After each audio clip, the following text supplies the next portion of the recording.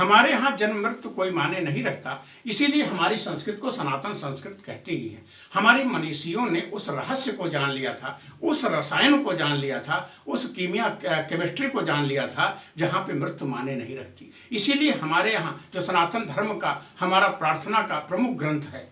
जो हमारी आर्ष मनीषा का जो महाकाव्य है श्रीमद् भागवत गीता, उसमें योगेश्वर भगवान श्री कृष्ण अर्जुन को खुद समझा रहे हैं, हे अर्जुन, जैसे शरीर कपड़ा बदलता है वैसे आत्मा के ऊपर शरीर आता जाता रहता है। यहाँ पे जन्म मृत्यु कोई माने नहीं रखती, लेकिन फिर भी इस जीवन के कालखंड में हम कितनी भी विपरीत परिस्थिति हो, अगर हमारे भीतर प्रार्थना नहीं छूटती है, हमारी मर्यादा नहीं छूटती है, तो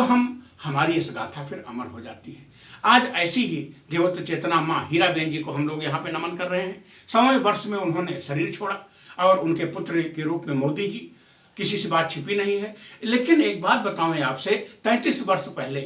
पिता का साया उठ गया, लेकिन माँ सोची कितनी विपरीत परिस्थिति में रही होगी बच्चों को लेकर के, लेकिन फिर भी उन्होंने अपनी प्रार्थना को नहीं छोड़ा। बच्चों के भीतर सद्गुण डेवलप की, मेहनत करने की क्षमता डेवलप किया उन्होंने, आत्मबल को अपने नहीं छोड़ा और इस तरह से गढ़ करके बच्चों को तैयार किया। आप आदिकाल में देखिए, पांडु की बहुत जल्दी विदाई हो जाती है, लेकिन उनके पुत्र अर्जुन, भीम, नकुल, सहदेव को जिस तरह से माँ कुंती ने संवारा, देखिए पांडु का तो साया उठ गया, लेकिन माँ कुंती ने अर्जुन के पिता का साया उठने के बाद भी,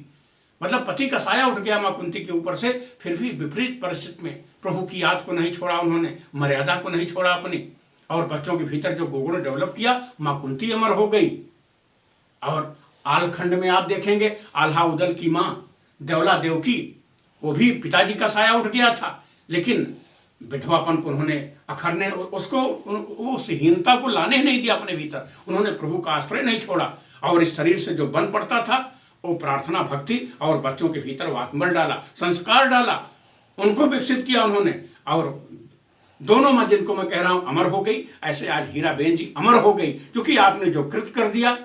वो कृत आने वाली हमारी माओ के लिए एक कीर्तिमान रहेगा, एक कहते नहीं पथ के प्रदीप,